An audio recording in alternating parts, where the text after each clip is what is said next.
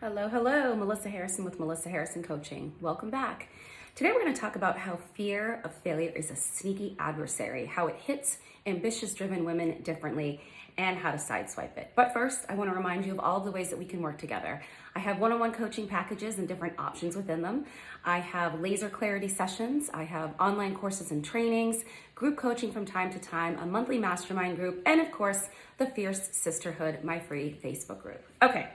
So let's chat about fear of failure. Now, for those of us who are driven and passionate and ambitious and really want to get the most out of life, fear of failure does not hit us in the usual way.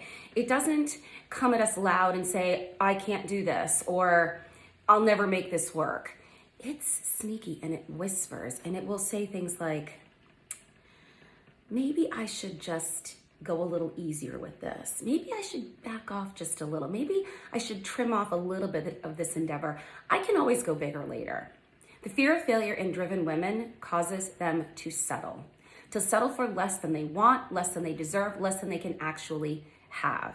So this is what I want you to do anytime you hear that little whisper of a voice, wait a minute, I'm gonna hold back.